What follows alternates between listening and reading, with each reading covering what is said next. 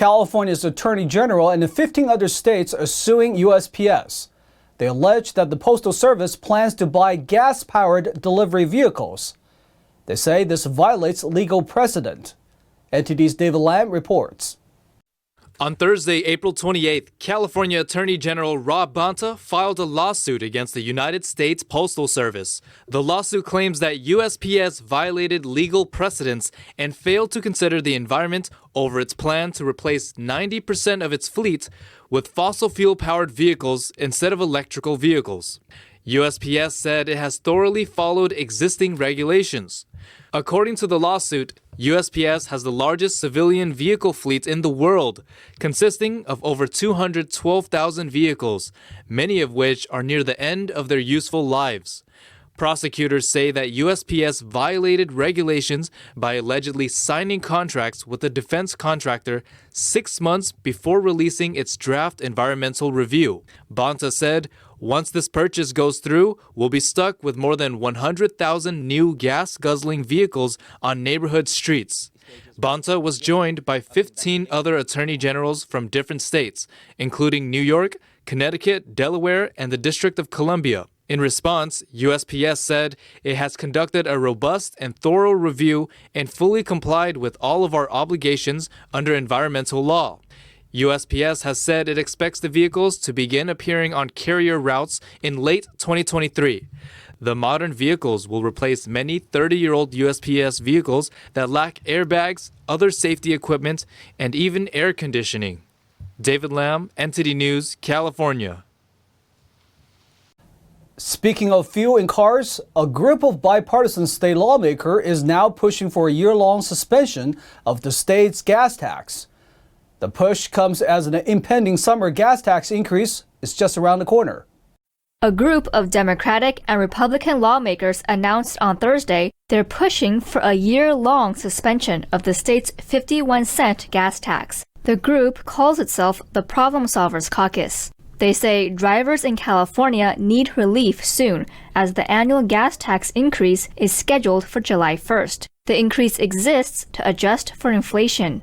This is a common sense idea that gets immediate relief to drivers if we do it the right way. Many of the problem solvers already support some or all of the current proposals to suspend the gas tax, send rebate checks to taxpayers, and fight inflation at the ports. But State Senate President Pro Tem Tony Atkins and Assembly Speaker Anthony Rendon said suspending the tax is not the way to address the issue. They wrote in a statement, "As we've said before, suspending the gas tax would reduce critical funds available for road repair and improvement projects. The Better for Families rebate that the legislature has proposed would provide the most meaningful relief to most California families. We are continuing to work through the budget process to get financial help to Californians as quickly as possible." The announcement comes as budget officials in the state Senate estimate a $68 billion surplus this year. The group proposed using the funds from the budget surplus to backfill funding for transportation projects. It's ridiculous that while the state's coffers are overflowing with cash, average Californians are struggling to buy the basics. This comes as lawmakers said talks are stalling on the relief Californians were promised nearly 2 months ago. Gas rebate cards are one such halted idea. It is more expensive to get people to work, and most people who earn from these jobs pay more at the cost. We have to do something today. The previous push for a gas tax holiday failed to pass, as some lawmakers were concerned the savings wouldn't be passed on to customers. Lawmakers said this bill would provide tools and state oversight to make sure the tax cut reaches drivers. This legislation shows that problems get solved when we put our red and blue jerseys away. This bloated state needs its pocketbook punctured to afford everyday citizens financial freedom. Meanwhile, the governor and legislative leaders still want to send direct payments to Californians. But the question remains, how? If and when Californians could see some relief is still to be determined. What's the definition of a woman? Apparently, the meaning could change in one Southern California county. Despite opposition, here's a look at the changes that may come. San Diego County supervisors voted 3-2 on Tuesday in favor of creating an ordinance that redefines the word woman. It would include biological males who identify as women, despite an overwhelming show of opposition from the public. I want to make sure that we emphasize that in this ordinance, it's very clear that women and girls refers to those who identify as women and girls, including transgender women and gender nonconforming, and those assigned female at birth, who include non-binary, transgender men, and intersex communities. The supervisors approved the first reading of the local ordinance, which would be based on the UN's Convention on the Elimination of All Forms of Discrimination Against Women, a human rights treaty penned 40 years ago. However, county officials have revised the original treaty by including biological males who identify as female. The ordinance claims to address employment barriers and discrimination in the legal system, help educate women about their voting rights, and combat gender-based violence and harassment. It would only apply to county departments and programs.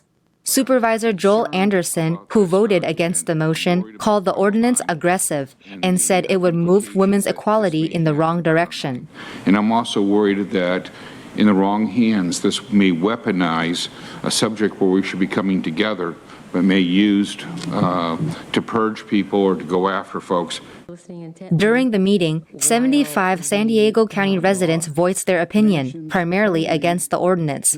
Those who spoke in favor were county employees and those from nonprofits for women and girls, as well as other organizations like Planned Parenthood.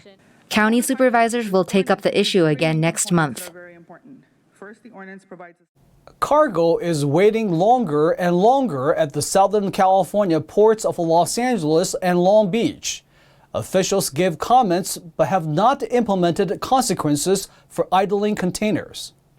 Shipping delays surged again last month at the ports in Los Angeles and Long Beach. According to the Pacific Merchant Shipping Association, the wait time for cargo shipped by truck increased from 5.5 days to 6 days from last month. Rail-shipped cargo rose from 5 days to 8 days. Before pandemic lockdowns, cargo waited an average of 3 days. At the time of reporting, the Port of Los Angeles had about 57,000 containers waiting to be shipped. Of those, half of them had arrived within the past 4 days. Nearly 19,000 containers, or about 33%, were lingering at the docks for more than 9 days. Meanwhile, at the Port of Long Beach, the number of lingering containers has increased by nearly 800 units since the beginning of April, reaching nearly 6,200. Both ports can apply a fee on unmoved containers, but neither have implemented it yet. The executive directors say they are assessing the situation. Gene Soroka, executive director for the Port of LA, told commissioners since October 2021 the number of waiting containers has climbed primarily because of the recent activity around the rail product. Rail volume has increased six-fold in the last month.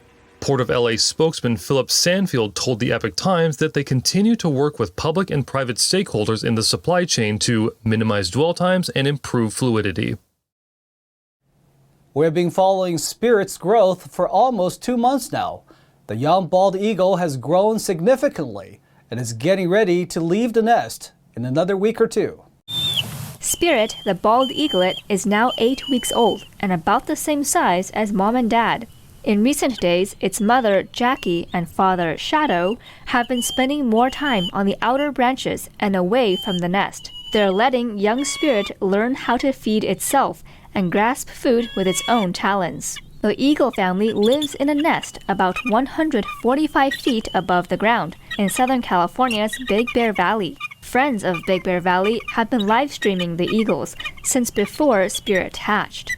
Eagles usually make their first flight at about 10 to 14 weeks of age. This means Spirit may take to the skies in another 2 weeks. After the first flight, Spirit will remain in the area for another month or so. During this time, Spirit will likely continue visiting the nest to eat or just hang out. But after that, Spirit will take off on its great adventure to explore new areas and find a new place to call home. Friends of Big Bear Valley live stream the nest 24 hours a day from their website for those who can't get enough. If one baby animal wasn't enough for you, here's another. The Los Angeles Zoo has a newborn giraffe and is proving to be a big hit with the visitors. Here's a look at what's drawing the crowds.